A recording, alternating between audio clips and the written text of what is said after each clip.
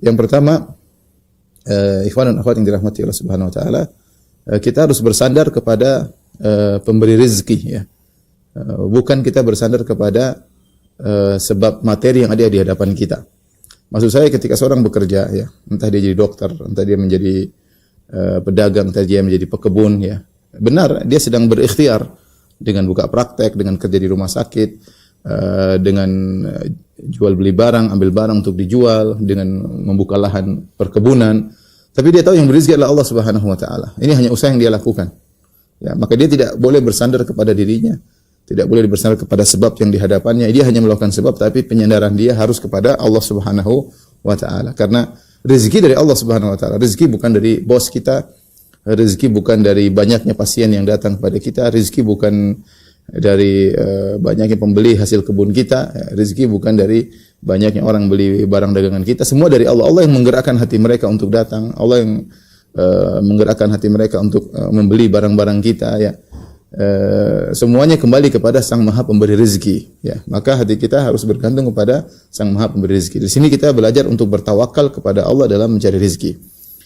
Karenanya dalam satu hadis yang masyhur kata Nabi sallallahu alaihi wasallam, "Lau annakum tatawakkaluna 'ala Allahi haqqa tawakkulih la razaqakum kama yarzuqu at-tayr taqdu khimasan wa taruhu bitana." Seandainya kalian bertawakal kepada Allah dengan tawakal yang benar, maka Allah akan beri rezeki kepada kalian sebagaimana Allah beri rezeki kepada burung. Burung pergi di pagi hari dalam kondisi perut kosong, kemudian pulang dengan kondisi perut kenyang ya. Jadi burung mereka berikhtiar, burung yang Allah tidak berikan akal, hanya sekedar insting yang dimiliki oleh burung, tapi mereka bertawakal kepada Allah Subhanahu wa taala.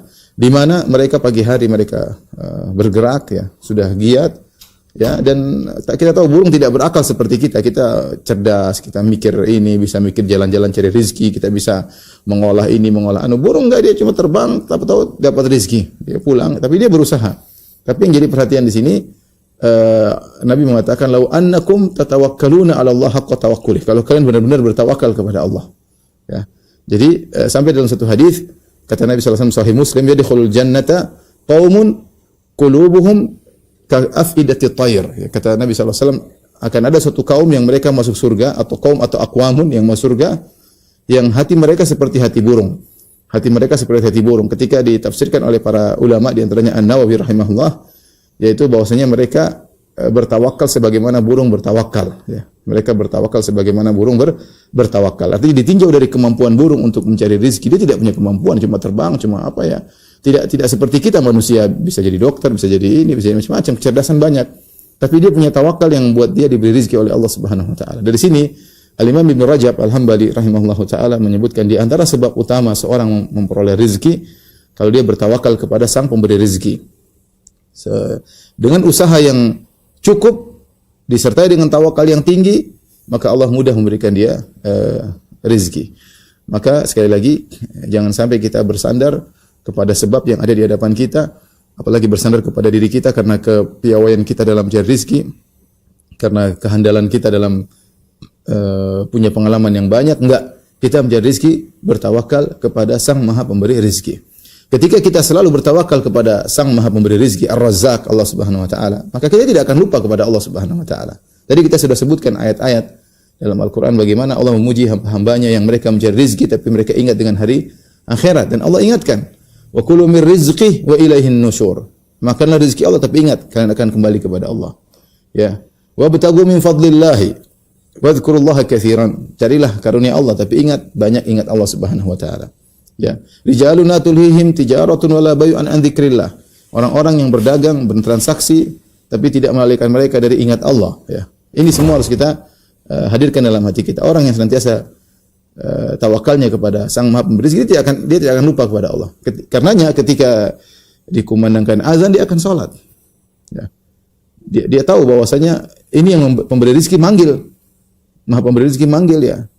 Bagaimana kemudian hati kita malah berpaling dari Sang Maha Pemberi rezeki ya. Ini poin pertama, ikhwan akhwat yang dirahmati Allah Subhanahu wa taala, karena sebagian orang mereka salah di sini, bertawakalnya kepada sebab materi di hadapan dia, tawakalnya kepada bosnya seakan-akan bosnya yang kasih rezeki pada dia, sehingga hatinya terikat kepada bos tersebut. Kadang-kadang dia bertawakal kepada pekerjaannya, kalau dia tidak bekerja di misalnya instansi ini atau di rumah sakit ini atau di ini klinik ini, mungkin dia tidak dapat rezeki. Enggak benar. Ya, kita berusaha, ya. Allah suruh berikhtiar, suruh berusaha. Nabi yang suruh, Nabi mengatakan ihris ala yanfa'uka wasta'in billah. Semangatlah engkau meraih apa yang bermanfaat bagimu, tapi ingat, minta tolong kepada Allah, tawakalnya kepada Allah Subhanahu wa taala. Nah, barang siapa yang tawakalnya kepada materi di hadapannya, kepada pekerjaannya, kepada bosnya, kepada perusahaannya, berarti dia telah salah. Ya, dia menggantungkan hatinya kepada sebab. Ini adalah kekeliruan. Seorang berusaha menggantungkan hatinya kepada Sang Maha Pemberi rezeki, dialah Allah Subhanahu wa taala.